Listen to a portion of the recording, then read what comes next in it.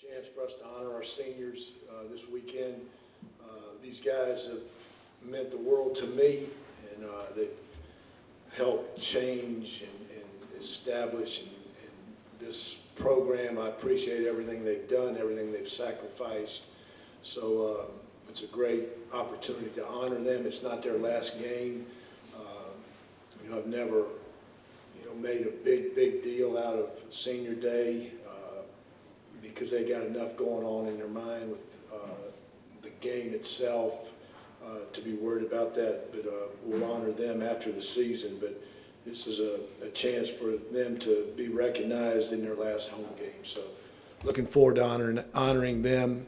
A lot of great men will walk out on that field tomorrow or Saturday. So it's a chance to just show our appreciation for them. Old Dominion, again, the record's not all that hot, but, that doesn't matter. We got to play the game. We got to have a great week of preparation and get ready for a good Old Dominion team coming in here. They played a lot of close games, Virginia and East Carolina and Virginia Tech and, the conference games. So very similar to Rice from that standpoint. Rice went to overtime with La Tech and, a one-score game with Baylor. And so Old Dominion is very similar to them. So we got to be ready to have a great week of practice and play a good game. So open it up to you guys. Coach, their defense is led by two really good linebackers. How do you keep them from kind of dominating the game defensively? Well, they're good players, and I think the big thing is you've got to do a good job up front in your run game schemes and in your pass protection. And like any good player, they're going to make their plays, but we just have to do a good job. And I think if we can be less predictable in our run-pass choices, then it always, if they can play downhill, if anybody can play downhill, they're going to be a better player. And so if we can, be a little bit less predictable in, down in distant situations, I think that'll help.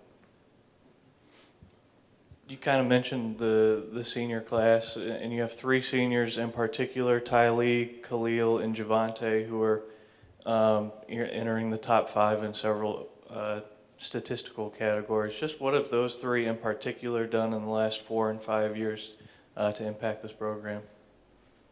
I don't like to just talk about those three because we got so many others, Tyshawn and Malik and Trey Philpotts and, Terrell West and, other guys on our team that have had a big impact on this program as well.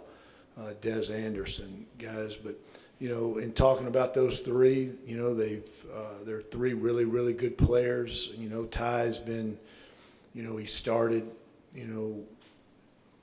played a lot as a true freshman, and I think he caught 70 balls as a freshman, and then 70 again, 80 again, as a sophomore and junior. So he's caught a bunch of balls, and this year he hadn't caught that, numbers like that, but he's been a very productive player for us. And Khalil the same way. He came in as a corner and out of high school, and we moved him to safety, and then we moved him down to linebacker. So he's been on all the special teams. He's a great teams player, a great team player, and I'm proud of what he's done. And then Javante, I have so much respect for him. And you think about it, he had both shoulders operated on last year, and was limited last year in how much he could play. He's hurt right now, but he's playing through it. He's giving it everything he's got, and I just have so much respect for him and other guys like him that are going through that. So Javante, I just respect him so much as a man and as a player, as well as Khalil and Ty and Malik and Tyshawn and Trey and all those other seniors. So those three guys have, had outstanding careers. You mentioned after the game the response the team had in the second half after that first half. How important was it to have that sort of response going into these next 2 weeks? I mean, they did not surprise me. I wasn't shocked. I wasn't surprised. I knew what their response would be. This team has done it all year, whether we've been ahead or behind or we've won or we've lost. This team responds, and they've got a great attitude, and I just feel bad that it hadn't been able to show up on the win-loss column for them. But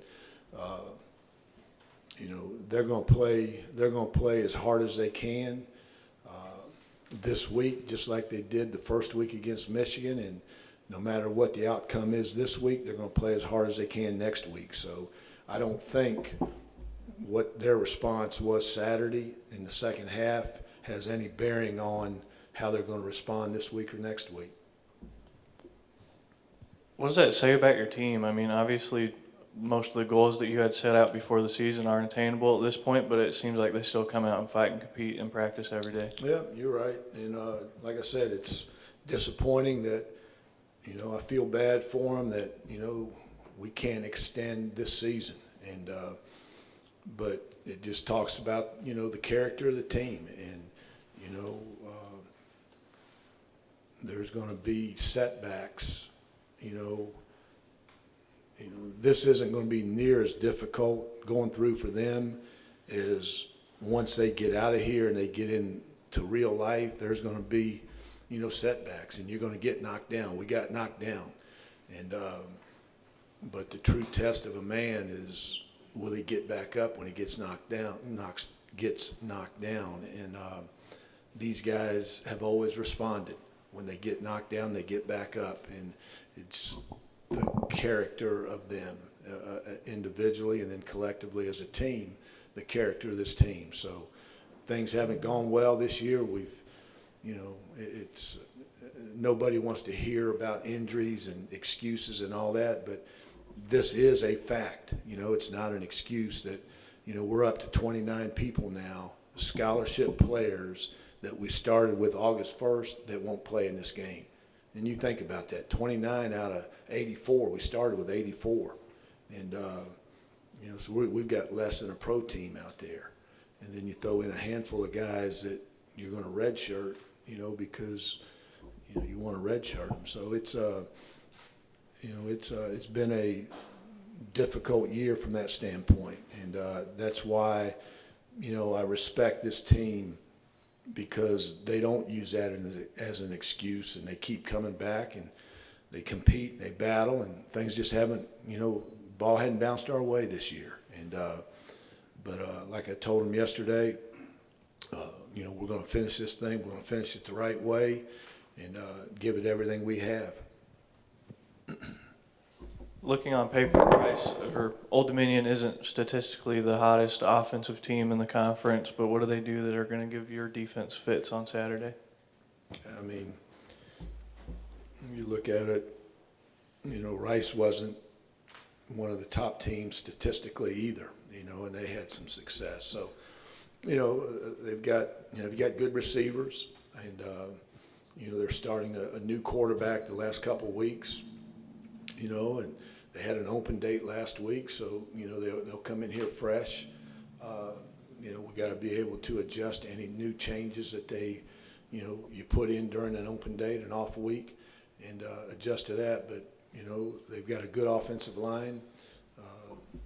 And their quarterback is probably getting better each week now that he's got a couple games under his belt, and their receivers are talented. Appreciate you guys. Have a great week.